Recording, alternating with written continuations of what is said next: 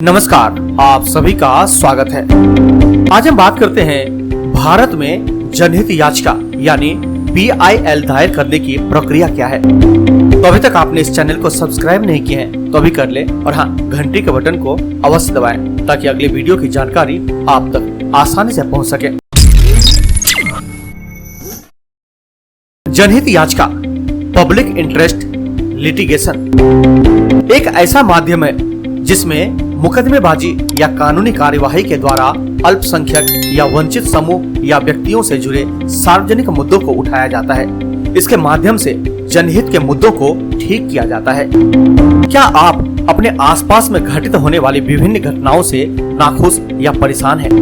क्या आपको लगता है कि सरकार की गलत नीतियों तथा फैसले की कमी के कारण लोग बुनियादी मानवीय अधिकारों का उल्लंघन कर रहे हैं तथा सामाजिक अन्याय एवं भ्रष्टाचार को बढ़ावा मिल रहा है? सामाजिक रूप से ऐसे जागरूक नागरिकों के लिए जो कानून के माध्यम से समाज को ठीक करना चाहते हैं, जनहित याचिका यानी PIL पब्लिक इंटरेस्ट लिटिगेशन एक शक्तिशाली उपकरण है। तो आइए इस वीडियो के माध्यम से हम जानते हैं कि जनहित याचिका दायर करने से संबंधित सभी प्रक्रियाओं के चरणबद्ध तरीकों के बारे में। जनहित याचिका है क्या? जनहित याचिका एक ऐसा माध्यम है जिसमें मुकदमेबाजी या कानूनी कार्यवाही के द्वारा अल्पसंख्यक या वंचित समूह या व्यक्तियों से जुड़े सार्वजनिक मुद्दों को उठाया जाता है। सरल शब्दों में जनहित याचिका PIL न्यायिक सक्रियता का नतीजा है, जिसके माध्यम से एक व्यक्ति या एक गैर सरकारी संगठन या नागरिक समूह अदालत में ऐसे मुद्दों पर न्याय की मांग कर सकता है जिसमें एक बड़ा सार्वजनिक हित जुड़ा होता है। वास्तव में जनहित याचिका कानूनी तरीके से सामाजिक परिवर्तन को प्रभावी बनाने का एक तरीका है। इसका उद्देश्य सामान्य लोगों को अधिक से अधिक कानूनी सहायता प्राप्त करने के लिए न्यायपालिका तक पहुंच प्रदान करना है। जनहित याचिका दायर करने का अधिकार किसे है? कोई भी भारतीय नागरिक जनहित याचिका दायर कर सकता है। केवल शर्त यह है कि इसे निजी हित के बजाय सार्वजनिक हित में दायर किया जाना चाहिए। यदि कोई मुद्दा अत्यंत सार्वजनिक महत्व का है तो कई बार न्यायालय भी ऐसे मामले में स्वतः संज्ञान लेती है और ऐसे मामलों को संभालने के लिए एक वकील की नियुक्ति करती है। जनहित याचिकाएं कहां दायर की जा सकती हैं? जनहित याचिकाओं को केवल उच्चतम न्यायालय यानी सुप्रीम कोर्ट या उच्च न्यायालय हाई कोर्ट में दायर किया जा सकता है। जनहित याचिका दायर करने की प्रक्रिया क्या है? जनहित याचिका दायर करने से पहले याचिकाकर्ता को संबंधित मामले की पूरी तहकीकात करनी चाहिए। यदि जनहित याचिका कई व्यक्तियों से संबंधित है तो याचिकाकर्ता को सभी लोगों से परामर्श करना चाहिए। एक बार जब किसी व्यक्ति द्वारा जनहित याचिका दायर करने का निर्णय ले लिया जाता है तो उसे अपने केस को मजबूत करने के लिए सभी संबंधित जानकारी और दस्तावेज एकत्र करने चाहिए। जनहित याचिका दायर करने वाला व्यक्ति खुद भी बहस कर सकता है या एक वकील को नियुक्त कर सकता है। सामान्यतः किसी भी मामले में जनहित याचिका यानी PIL दाखिल करने से पहले एक वकील से सलाह लेने के लिए सलाह दी जाती है। यदि जनहित याचिका को उच्च न्यायालय में दायर किया जाता है तो अदालत में याचिका की 2 प्रतियां जमा करनी पड़ती है। साथ ही याचिका की एक प्रति अग्रिम रूप से प्रत्येक प्रतिवादी को भेजनी पड़ती है और इसका सबूत जनहित याचिका में जोड़ना पड़ता है। यदि जनहित याचिका को सर्वोच्च न्यायालय में दायर किया जाता है तो अदालत में याचिका की 5 प्रतियां जमा करनी पड़ती है।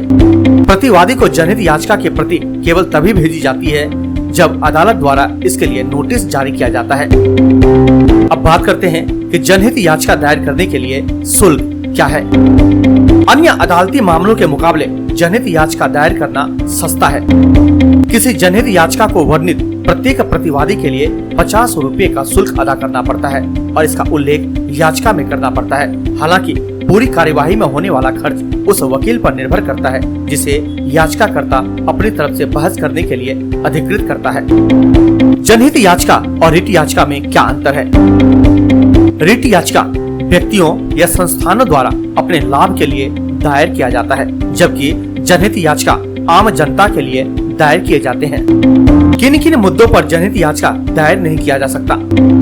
सुप्रीम कोर्ट ने जनहित याचिका दायर करने के संबंध में दिशा निर्देशों की एक सूची जारी की है, जिसके अनुसार निम्नलिखित मामलों में जनहित याचिका दायर नहीं की जा सकती, जैसे कि मकान मालिक किराएदार से संबंधित मामले, सेवाओं से संबंधित मामले, पेंशन और ग्रेच्युटी से संबंधित मामले। दिशा निर्देशों की सूची में उल्लिखित 1 से 10 मदों से संबंधित मुद्दों को छोड़कर केंद्र और राज्य सरकार के विभागों और स्थानीय निकायों के खिलाफ शिकायतें। चिकित्सा और अन्य शैक्षणिक संस्थानों में प्रवेश से संबंधित मामले।